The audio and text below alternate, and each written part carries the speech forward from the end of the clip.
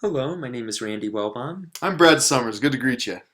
We're very happy today to be able to present to you about ternary form, specifically how it applies in reference to the piece Locus Iste, composed by Anton Bruckner.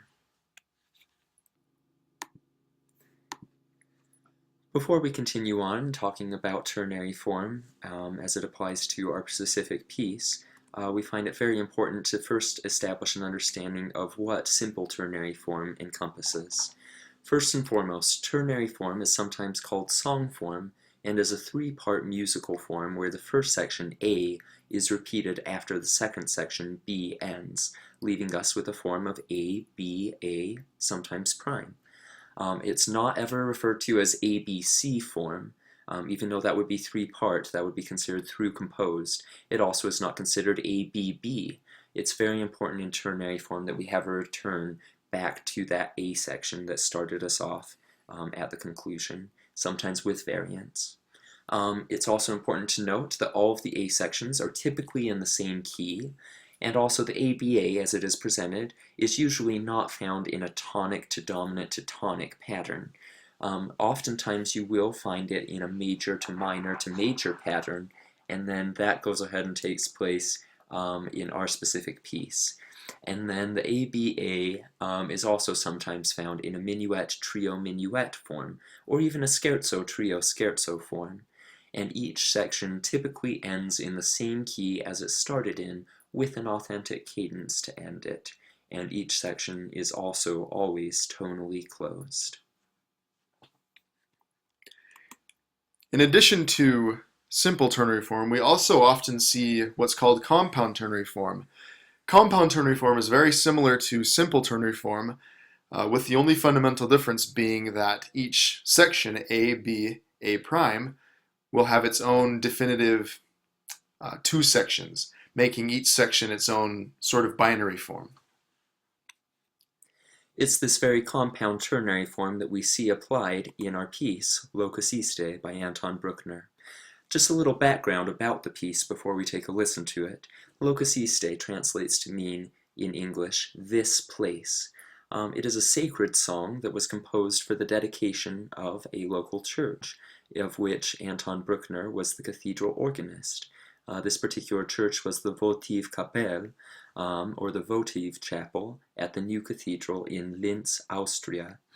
As you can see in pictures located to the right of the text, we have an image of Anton Bruckner, the individual, and below that we see a stained glass window that includes Ludwig van Beethoven as well as Anton Bruckner, both prominent composers in that region. And then the picture to the right of that is a picture of the Votivkapelle there in Austria. The piece was published in the year 1886 along with two other gradual motets. The piece is not overly challenging for a choir to perform, and so it is not unfamiliar for the piece to be sung in celebration of a church's dedication. And now we go into a timeline which we prepared to illustrate the form structure of this piece. As we can see from the timeline, we have the ABA prime section, which shortly we will have the opportunity to hear in great detail. However, before we take a listen, I'd first like to point out the binary nature of each individual section, beginning with the A section. The A section begins with an antecedent theme, and then it will go into a consequent theme. We'll now take a listen to those themes so that we can hear them more thoroughly.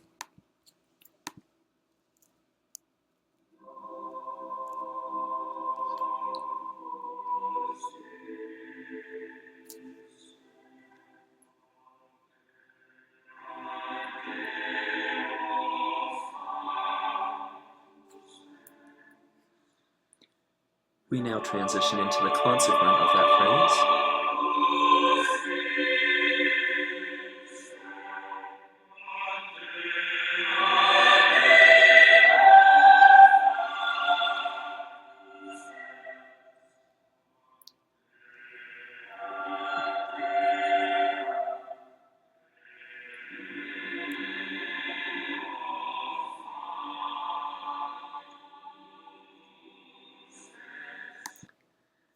Now, to compare that section of our A section to the A prime section, we'll jump over to our antecedent phrase that occurs here, which is literally just an exact repeat. We won't listen to the entire thing. An exact replica of that phrase locus iste in the antecedent. It then continues on into the consequent, which you notice that we have marked as a consequent prime section. This section here does vary, not at the beginning, but at the end as it prepares for the grand ending, where we actually set up to be able to have a phrase extension, allowing for that extended, more final ending to take place. We'll listen just to the very ending here. Rather than going to resolve, we leave it open in preparation for our final ending.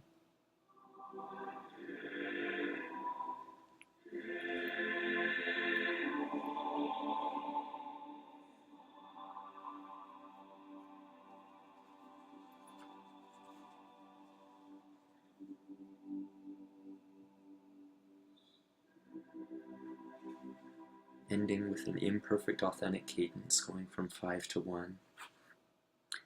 Something additional to point out as comparison between each of these different sections is the keys that they are in.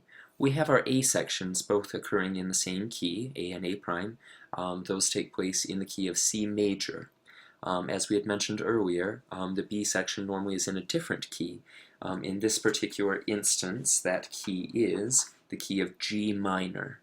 We'll go ahead and take a listen to the B section. You'll also notice as a further difference that the B section, rather than calling it an antecedent and a consequent phrase, we've just numbered it as the first half of the B section and the second half of the B section.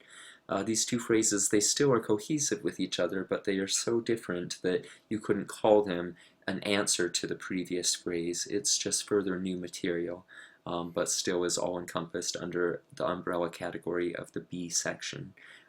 Just further divided into this binary pattern. Let's go ahead and take a listen to the first half.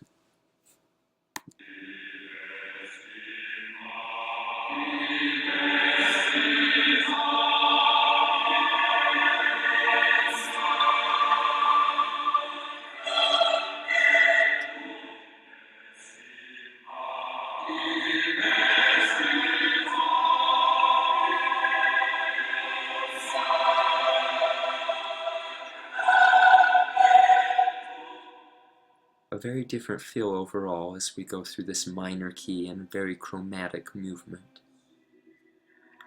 Second section, somewhat contrasting but still cohesive with the previous section.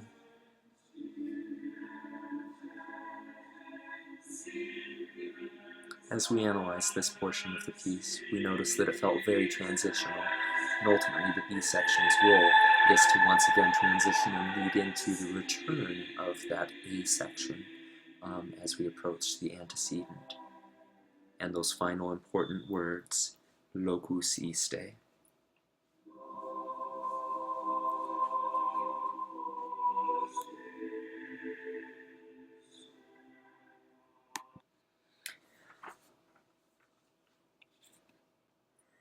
We hope that you've enjoyed listening to Locus Iste, otherwise translated as "this place was made by God," and we hope that you've been able to learn something as we've been able to discuss the form. And thanks again for listening to our presentation. It was a pleasure to share with you, and we hope that it was an educational experience for you. If you want to learn more, feel free to look up any of the following websites to find out more about this specific piece. And happy spring break! Boop!